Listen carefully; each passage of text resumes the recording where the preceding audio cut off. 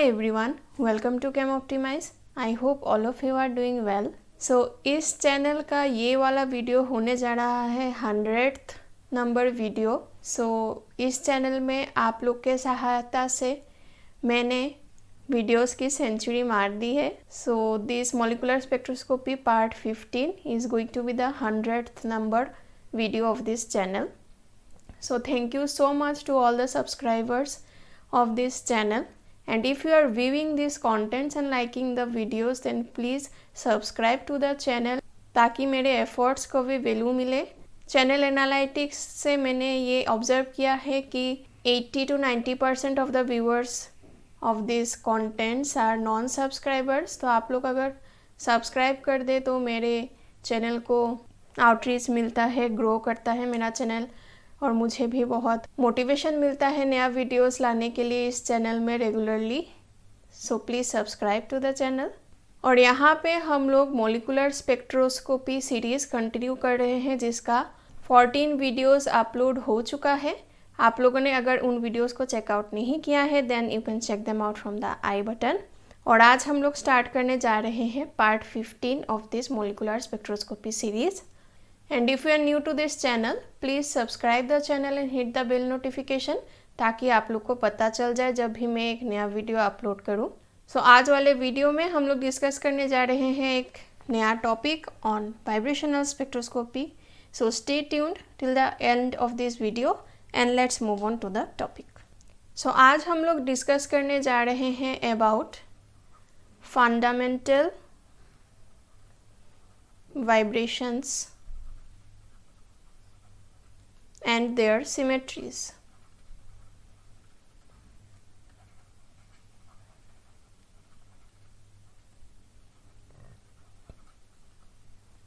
अगर हम लोग एक मॉलिक्यूल कंसिडर करें और उस मॉलिक्यूल में नंबर ऑफ एटम्स जो है वो कैपिटल N हो, ठीक है.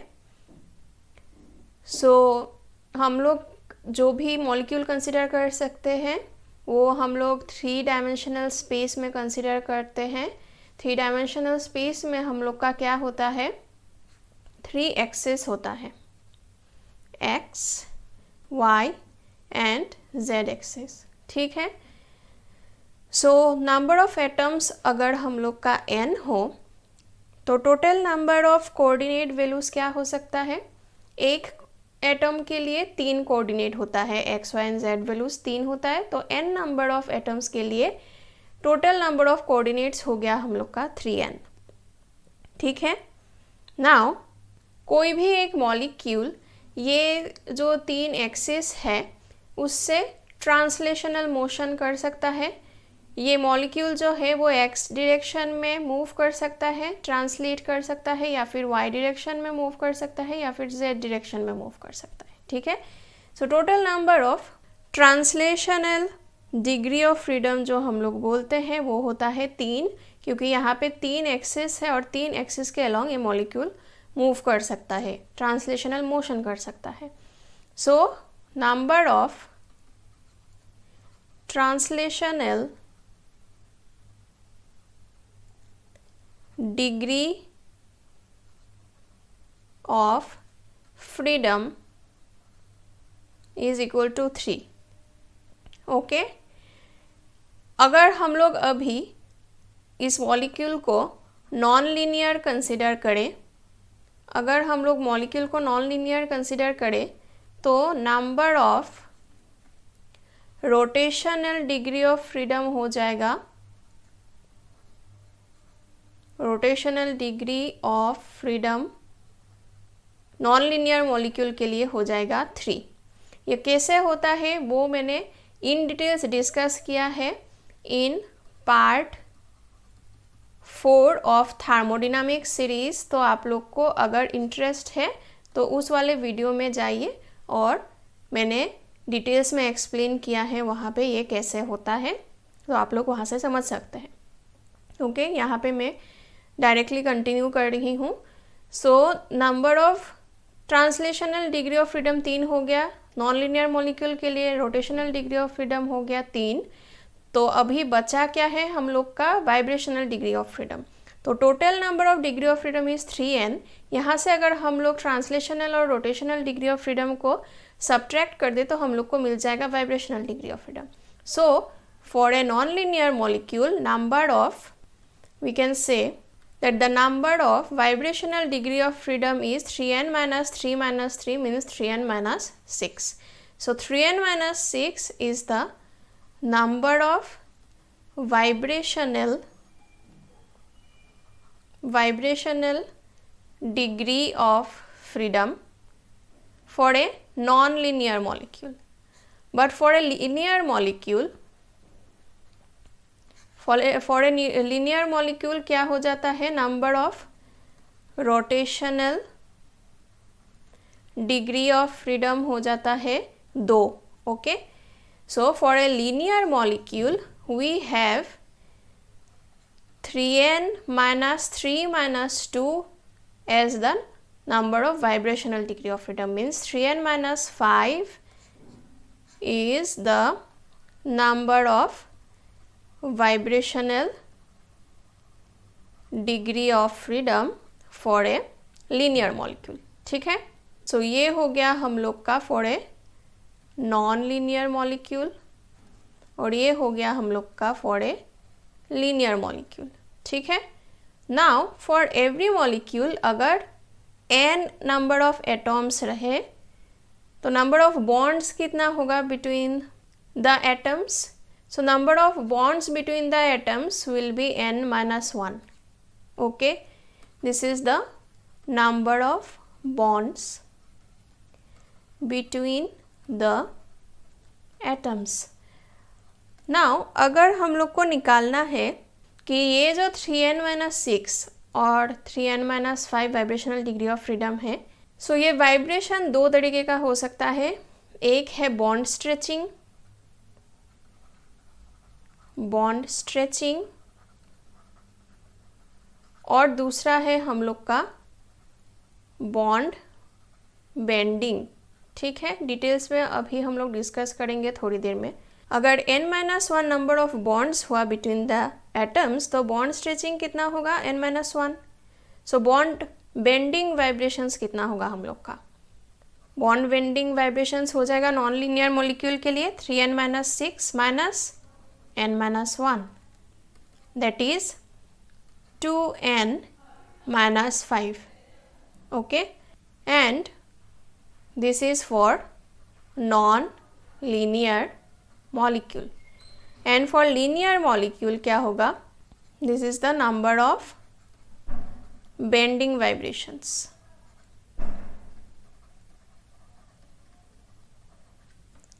And for linear molecule क्या होगा, 3n minus 5 minus n-1, that is 2n minus 4 will be the number of bending vibrations. Okay, so this is the basic concept. अभी हम लोग इसके ऊपर बेस करके हम लोग का फर्दर डिस्कशन कंटिन्यू करेंगे।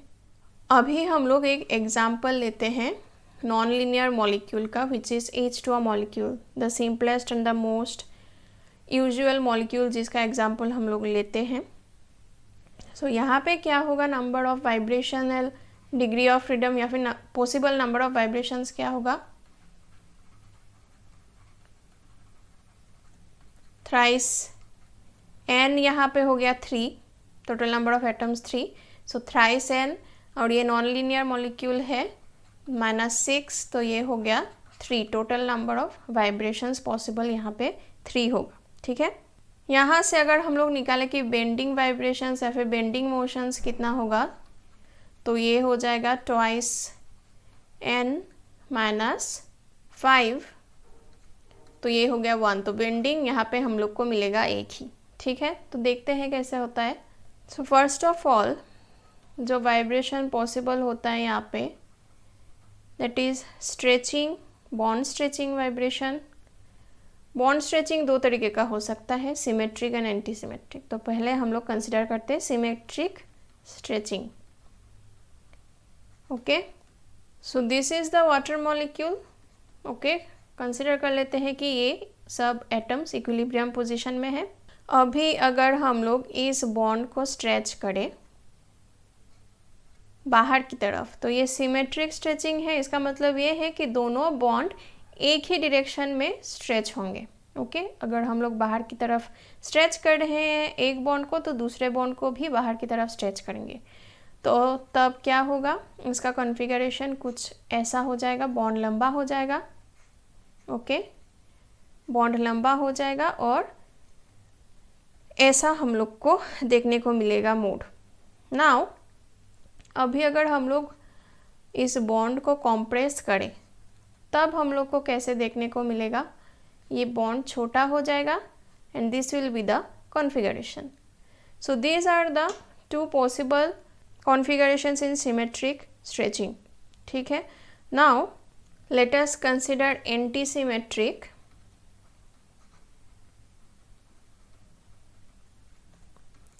स्ट्रेचिंग।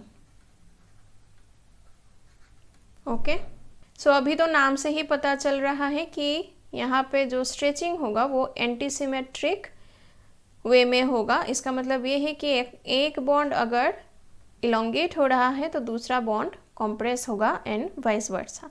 ठीक है, सो इसका दो कॉन्फ़िगरेशन हो सकता है।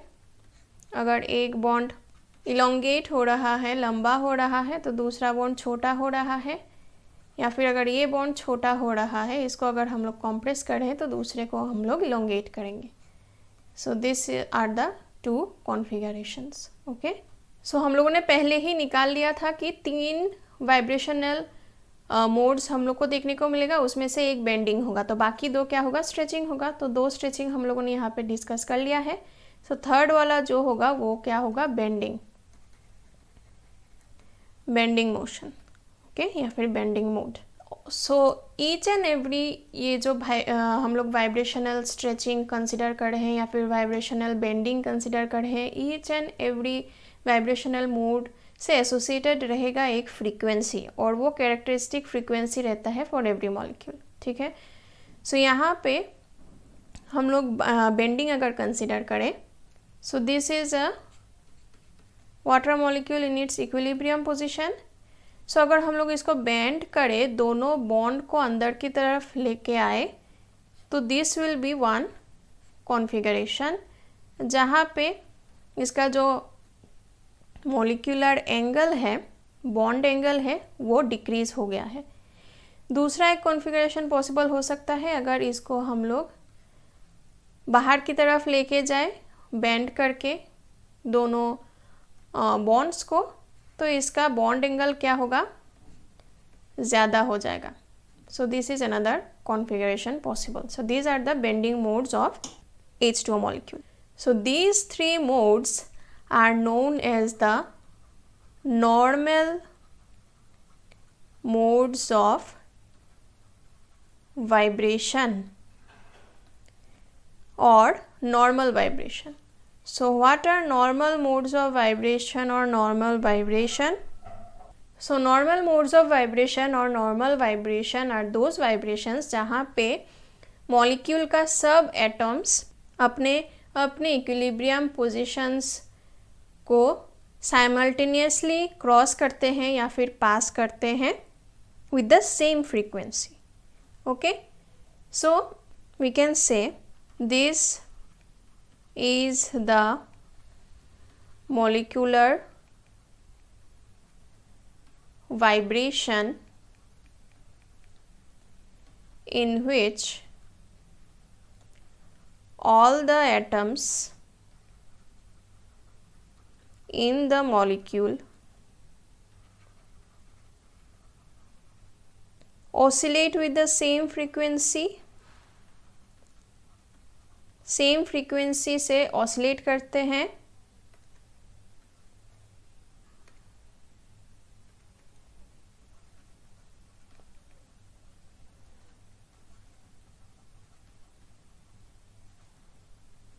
and pass through their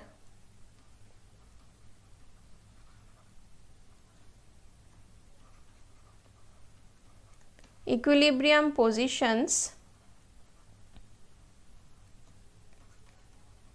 equilibrium positions simultaneously, मतलब सेम टाइम में इक्विलिब्रियम पोजीशन से क्रॉस कर रहे हैं। सो ऐसे कंसिडर कर सकते हो कि दो झूले हैं, यहाँ पे झूला है दो, ओके, और तुम और तुम्हारे फ्रेंड यहाँ पे झूल रहे हो दोनों झूले में। सो तुम लोग का जो मूव करने का फ्रीक्वेंसी होगा या फिर जिस स्पीड से तुम लोग दोनों झूलोगे इस झूले में, उसका स्पीड फ्रीक्वेंसी दोनों का सेम होगा और दोनों एक ही साथ ऊपर जा रहे हो और सेम टाइम में दोनों, ये जो नॉर्मल पोजीशन है जहाँ पे एक झूला रेस्ट करता है, this is called the equilibrium position. So उस पोजीशन से भी सेम टाइम में तुम लोग दोनों गुजर रहे हो, okay. So this motion will then be called as the normal vibration, okay, this is just an example. So atoms क्या करते हैं मॉलिक्यूल्स में, सेम फ्रीक्वेंसी से वाइब्रेट करते हैं और अपने अपने इक्विलिब्रियम पोजीशन से गुजरते हैं at the same time, okay. For example अगर हम लोग कंसिडर कर ले इस बेंडिंग मोशन को, बेंडिंग मोड को, सो पहले अगर ये बेंड होके बॉन्ड एंगल जो है वो कम हो रहा है तो ये बेंड होके पास आएगा ऐसे ये वाला पोजीशन में, फिर से वो दूर जाएगा, दोनों हाइड्रोजन एटम्स, ये बॉन्ड दूर दूर जाएगा और बॉन्ड एंगल इंक्रीज होगा। तो इस वाले पोजीशन में वो फिर से आएगा जहाँ पे दिस H2O मॉलिक्यूल का सब एटम्स जो है इक्विलिब्रियम पोजीशन में है। सो सब atoms simultaneously at the same time अपने इक्विलिब्रियम पोजीशन में आएंगे, फिर से वो ऐसे बाहर की तरफ मूव करेगा और ये कॉन्फ़िगरेशन हम लोग को देखने को मिलेगा। So this is a normal vibration. So हर एक स्ट्रेचिंग और बेंडिंग मोड के लिए ये पॉसिबल होगा यहाँ पे। और एक चीज़ जो इम्पॉर्टेंट है यहाँ पे, दिस इज़, क्या हर एक मोड जो हम लोगों ने कंसिडर किया है यहाँ पे स्ट्रेचिंग और बेंडिंग, वो IR एक्टिव होगा कि नहीं? This is a very very important question. कौन सा मोड IR एक्टिव होगा, कौन सा मोड IR इनएक्टिव होगा, वो कैसे पता चलेगा हम लोग को? ये क्वेश्चन बहुत इम्पॉर्टेंट है और ये तो हमेशा ही हम लोग को देखने को मिलता है in any type of examinations. So हम लोग को निकालना आना चाहिए कि कौन सा वाइब्रेशनल मोड IR एक्टिव है और कौन सा IR इनएक्टिव है, ठीक है। सो ये ध्यान में रखना है, ये point very important. Those vibrations which result in dipole change in the molecule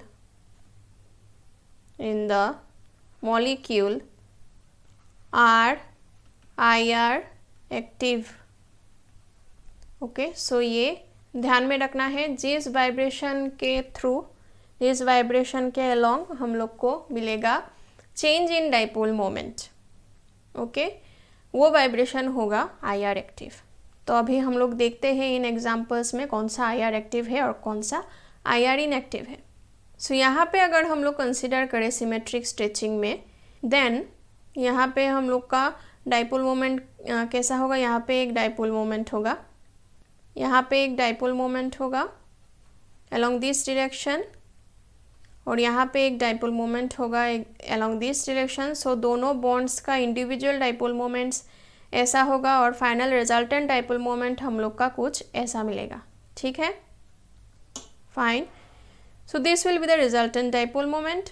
similarly यहाँ पे जो डाइपोल मोमेंट है वो भी ऐसा, इंडिविजुअल डाइपोल मोमेंट्स जो है वो कम मैग्नीट्यूड के होंगे क्योंकि यहाँ पे बॉन्ड लेंथ जो है वो कम हो चुका है, वो डिक्रीज कर गया है।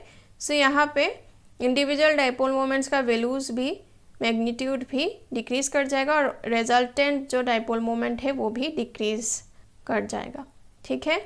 और यहाँ पे क्या होगा, हम लोग का बॉन्ड लेंथ इंक्रीज हो गया है। सो रिजल्टेंट डाइपोल मोमेंट जो है वो भी मैग्नीट्यूड उसका ज़्यादा होगा, वो इंक्रीज कर जाएगा, ठीक है। मगर हम लोग यहाँ पे क्या देख रहे हैं, for each and every vibrational mode we have a dipole moment, the dipole moment is non zero, okay, we have an associated dipole moment. So this vibrational mode is IR active, okay, fine. Next example में देखते हैं antisymmetric stretching. तो यहाँ पे एक dipole moment होगा, यहाँ पे एक डाइपोल मोमेंट होगा। रिजल्टेंट डाइपोल मोमेंट हम लोग का इस तरफ होगा क्योंकि यहाँ पे बॉन्ड लेंथ ज़्यादा है, इसका डाइपोल मोमेंट का मैग्नीट्यूड ज़्यादा है, तो रिजल्टेंट डाइपोल मोमेंट हम लोग को इस तरफ देखने को मिलेगा। यहाँ पे पहले की तरह होगा same, resultant along the axis of this motion. If this is the C2 axis, this dipole moment, resultant dipole moment will be along this axis. यहाँ पे dipole moment जो है वो इस bond length के along resultant dipole moment होगा क्योंकि यहाँ पे ये bond length ज़्यादा है. So in each of the vibrational modes we see a non-zero dipole moment associated with it. So this vibrational mode will also be IR active. Okay. Similarly यहाँ पे क्या होगा, यहाँ पे बॉन्ड लेंथ तीनों का सेम है, बॉन्ड लेंथ तीनों का सेम है, लेकिन बॉन्ड एंगल यहाँ पे चेंज हो गया है तो वो अफेक्ट करेगा इन द रिजल्टेंट। तो यहाँ पे तो सेम होगा रिजल्टेंट डाइपोल मोमेंट। ओके, यहाँ पे बॉन्ड एंगल कम हो गया है, सो इसका रिजल्टेंट डाइपोल मोमेंट बढ़ जाएगा because in the resultant we have cos of the angle between the atoms, we can say the cos theta if this is theta. So अगर angle कम हो तो थीटा का वैल्यू कम हो तो cos थीटा का value ज़्यादा होता है। सो रिजल्टेंट इस वाले कॉन्फ़िगरेशन का हायर इन मैग्नीट्यूड होगा और इस वाले कॉन्फ़िगरेशन का स्मॉलेस्ट इन मैग्नीट्यूड होगा। Okay, but all these three configurations will have a resultant non-zero dipole moment associated with them. Okay, so this configuration, this vibrational mode is also IR active. Okay, so यहाँ पे हम लोग को देखने को मिल रहा है कि तीनों जो नॉर्मल मोड्स ऑफ वाइब्रेशन है हम लोग का तीनों IR एक्टिव है। अभी आप लोग को एक होमवर्क देती हूँ, आप लोग खुद से निकाले CO2 मॉलिक्यूल के लिए कार्बन डाइऑक्साइड में कैसा हम लोग को वाइब्रेशनल मोड्स देखने को मिलेगा और कौन सा वाइब्रेशनल मोड IR एक्टिव होगा और कौन सा IR इनएक्टिव होगा, वो आप लोग खुद से निकाल के देखिए, ठीक है। सो नेक्स्ट वाले वीडियो में हम लोग और भी नया टॉपिक्स डिस्कस करने जा रहे हैं which are included in the CBCS syllabus of this molecular spectroscopy. So stay tuned. और आप लोग को अगर इन वीडियोस का कंटेंट्स अच्छा लगे then please make sure to like this video and share the videos among your friends and subscribe to the channel. और कोई भी अगर डाउट रहे या फिर सजेशन रहे या फिर फीडबैक रहे, please feel free to comment down in the comment section, I will be very glad to address them. और ये लेक्चर का PDF नोट्स आप लोग को डिस्क्रिप्शन बॉक्स में मिल जाएगा। And for more information and regular updates आप इस चैनल को फॉलो कर सकते हैं in Facebook and Telegram. Thank you so much for watching.